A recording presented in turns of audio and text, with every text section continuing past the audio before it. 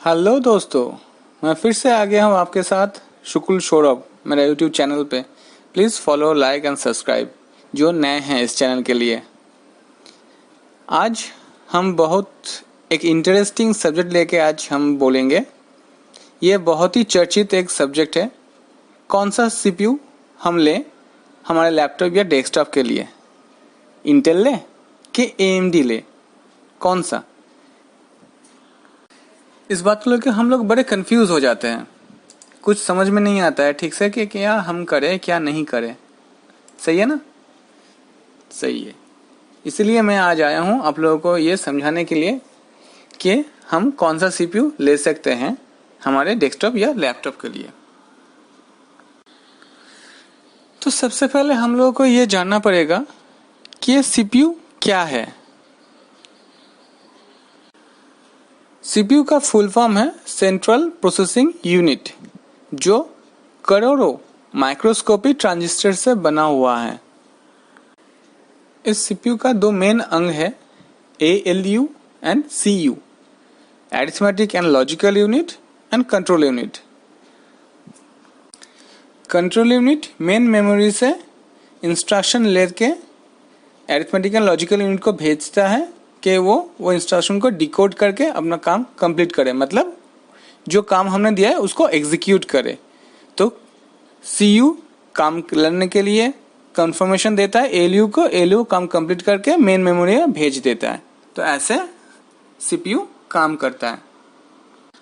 इसीलिए हम लोग CPU को कंप्यूटर का ब्रेन भी कहते हैं।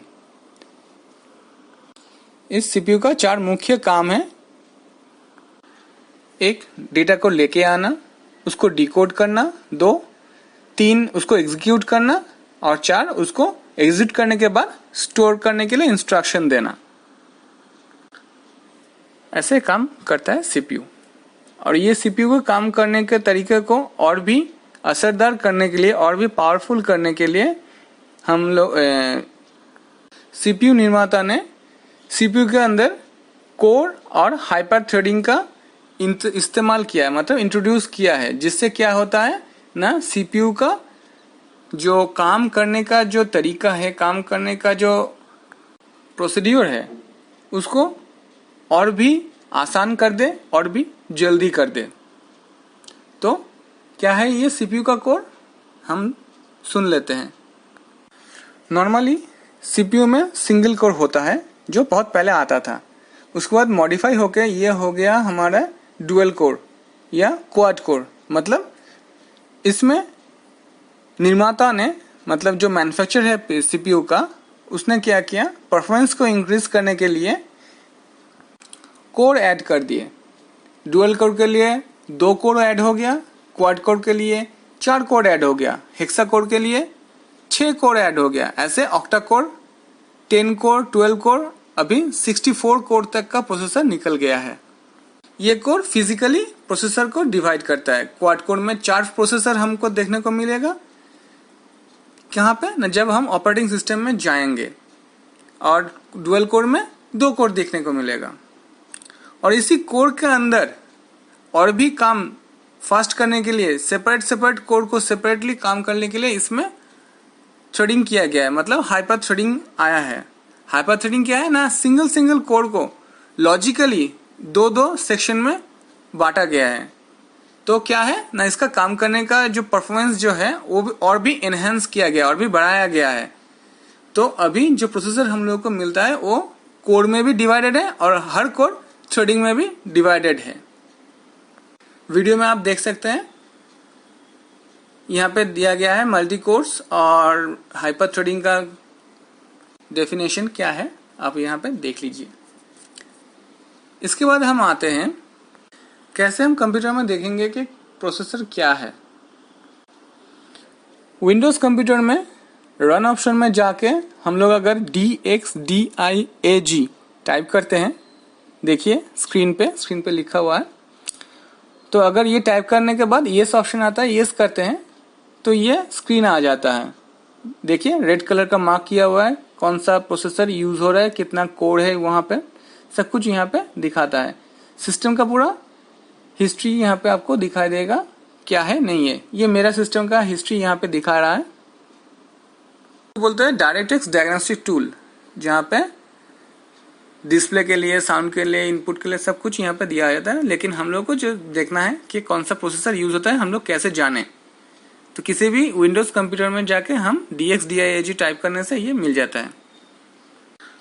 और कोई एप्पल का कंप्यूटर मतलब मैकबुक यूज करता है तो उनके लिए क्या है ना, जो एप्पल का कंप्यूटर यूज करेंगे वो एप्पल का जो लोगो होता है टॉप लेफ्ट कॉर्नर पे, वो लोगो में क्लिक करेंगे। क्लिक करने के बाद आएगा अबाउट दिस मैक, वहाँ पे क्लिक करने से CPU नेम के नीचे देखिए देगा कि क्या प्रोसेसर है। देखिए रेड एरो करके नीचे पिक्चर में जो दिया हुआ है। तो ऐसे हम मैक कंप्यूटर में या तो विंडोज कंप्यूटर में देख सकते हैं कौन सा प्रोसेसर हमारे सिस्टम पे लगा हुआ है। ये तो हो गया जनरल इंफॉर्मेशन जो हम लोग कोई जानते थे कोई नहीं जानते थे सबके लिए। अब आता है मेन डिबेट पे। तो पहले जान लेते हैं हिस्ट्री, इंटेल और AMD का हिस्ट्री क्या है। हम में से बहुत कोई नहीं जानता है कि इंटेल और AMD जिन्होंने बनाया है, मतलब इनका जो फाउंडर है, ये पहले एक ही कंपनी में एक साथ काम करते थे। वो था फेयरचाइल्ड, जहां से काम करने के टाइम पे कुछ मनमुटाव के कारण हो या तो और कुछ कारण से ये लोग क्या हुआ ना, सेपरेटली अपने अपने कंपनी खोल लिए। तो गॉर्डन मोर एंड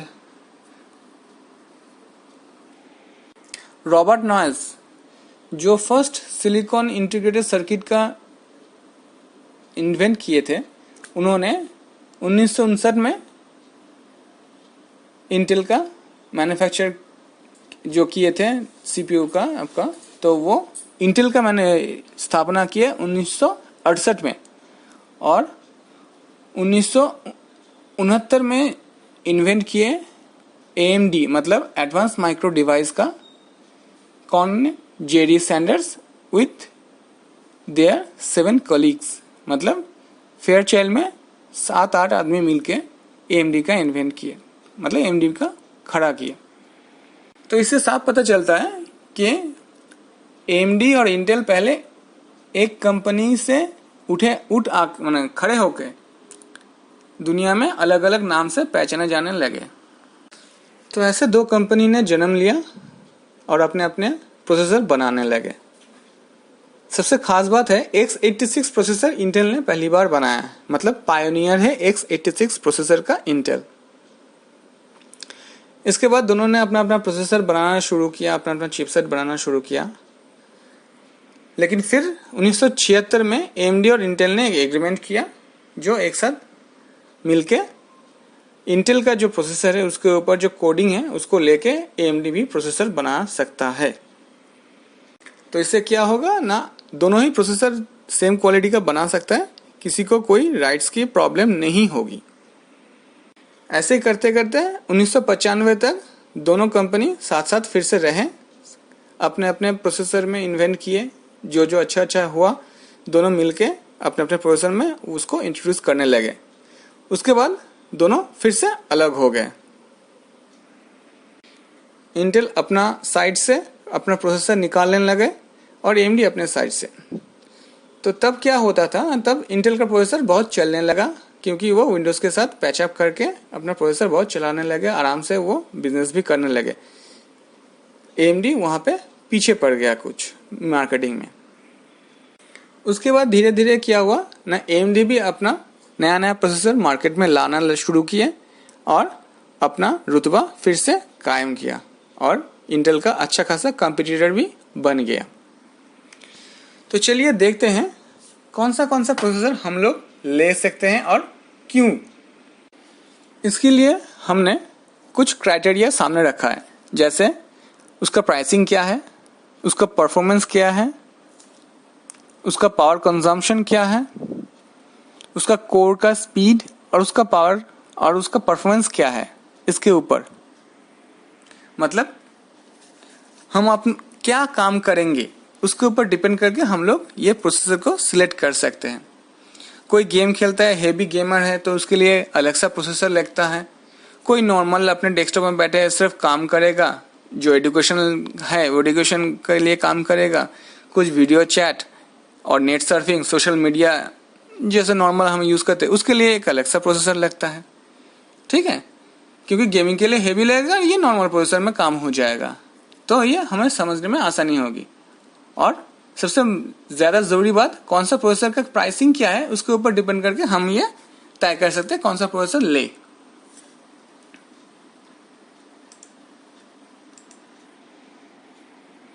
तो यहाँ पे देखिए हमने दोनों तरफ, एक तरफ AMD का, एक तरफ इंटेल का प्रोसेसर का कुछ कंपैरिजन रखा है। Dual core, single core, quad core, hexa core, octa core, 12 core, 64 core तक का। तो यहाँ पे आपके मुताबिक जो जो लगता है कौन सा प्राइस का आप प्रोसेसर ले सकते हैं। तो ये स्टार मार्क क्यों किया हुआ है ना, ये स्टार्टिंग प्राइस है, इस मॉडल का स्टार्टिंग प्राइस ये है। ठीक है, इस स्टार्टिंग प्राइस से लेकर अभी जो जनरेशन के जो है, जनरेशन चेंज होने के कारण से इसका प्राइस भी चेंज हो चुका है। तो ये करेंटली आपको क्या प्राइस में मिलेगा ये आपको ऑनलाइन देख सकते हैं, या तो बाजार में, दुकान में जाकर पूछ सकते हैं। मैं एक आइडिया देने के लिए ये जो है ये दिखा हूँ आपको, यहाँ से आपको आइडिया मिल जाएगा कौन सा प्रोसेसर का प्राइसिंग क्या है। ठीक है, तो ये प्राइस टैग देख के आपको समझ में आ गया होगा कि कौन सा प्रोसेसर किस दाम में आपको मिलेगा। तो यहाँ पे बाजी कौन ले जाता है ना, AMD, क्योंकि क्वाड कोर प्रोसेसर आपको मिल जाएगा 7000 में AMD में, लेकिन यही क्वाड कोर अगर आपको लेना पड़ेगा इंटेल का तो आपको 14000 करीब खर्चा करना पड़ेगा। तो मतलब डबल के करीब, सेम परफॉर्मेंस के लिए दुगना दाम देना पड़ेगा आपको। तो ये बेसिक कंपैरिजन है, यहाँ से आपको पता चलेगा किसका क्या प्राइसिंग है और क्या लेना है नहीं लेना है। ठीक है, आगे चलते हैं। आगे का जो टॉपिक है वो है आपका एप्लीकेशन के ऊपर। कौन सा एप्लीकेशन कौन यूज़ करता है और उसका परफॉर्मेंस क्या आता है इसके हिसाब से। जैसे 3D rendering software like V-Ray, अगर ये आप यूज़ करते हैं तो Ryzen 9 जो AMD का प्रोसेसर है उसका परफॉर्मेंस इंटेल कोर i9 के हिसाब से बहुत ही बढ़िया है। ठीक है, लेकिन अगर आप वीडियो एडिटिंग सॉफ्टवेयर यूज़ करते हैं जैसे Adobe Premiere Pro, Magic X, Vegas Pro, तो AMD Ryzen 9 कोर i9 से, मतलब इंटेल के प्रोसेसर से AMD प्रोसेसर पीछे आ जाता है, इंटेल यहाँ पे बाजी मार लेता है। और अगर आप रोज़मर्रा के काम करते हैं, जैसे आप एक्सेल में काम कर रहे हैं, जिप फाइल अनजिप कर रहे हैं, तो यहाँ पे भी आपका AMD प्रोसेसर आगे आ जाता है और इंटेल का प्रोसेसर बाद में आता है। तो इससे क्या पता चलता है कि आपका काम क्या है, उसके ऊपर डिपेंड करके आपको प्रोसेसर लेना है। ये नहीं कि बाजार में क्या प्रोसेसर चल रहा है हमको वही लेना है, सही ना। इसी के ऊपर बेस करके सिनेबेंच RT0 ने स्कोर लिस्ट बनाया है कि AMD का प्रोसेसर का क्या स्कोर है और इंटेल का प्रोसेसर का क्या स्कोर है, सिंगल कोर में और डबल मल्टी स्कोर में। मतलब सिंगल कोर क्या काम करता है, डबल मल्टी कोर जो होता है उसमें क्या काम होता है। यहाँ पे हम लोग देखेंगे कौन सा प्रोसेसर का कितना कोर दिखा दे रहा है और कितना स्पीड है गीगाहर्ट्ज में, और उसका क्या क्या स्कोर है। तो इससे पता चलता है कि AMD प्रोसेसर और इंटेल प्रोसेसर में क्या अंतर है। तो मैं इस बार भी हर बार की तरह बोलूँगा कि पहले आपको जानना है आपका काम क्या है। अगर आप हेवी यूज़र है तो आपको हेवी प्रोसेसर लेना पड़ेगा, अगर आप नॉर्मल यूज़र है तो आपको नॉर्मल प्रोसेसर लेना पड़ेगा।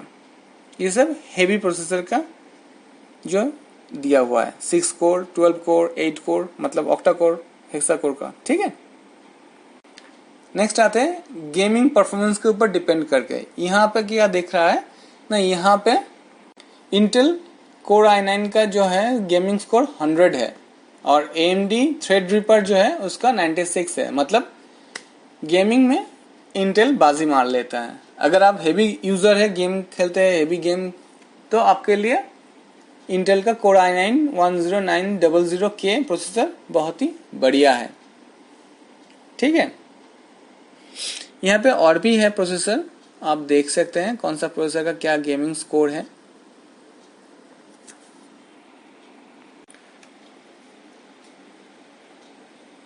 तो इससे पता चलता है कि कौन सा प्रोसेसर सही है गेमिंग के लिए।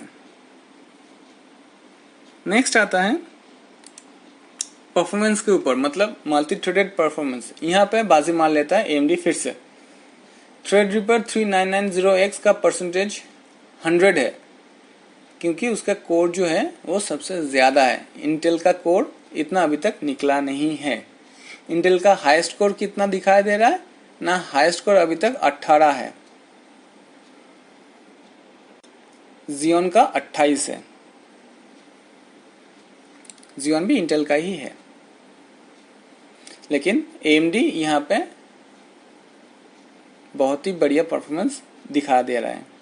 ठीक है, नीचे के साइड में देखिए जो है Ryzen 3, Ryzen 5, Core i5, Core i3, तो ये सब नॉर्मल यूज़र के लिए हैं।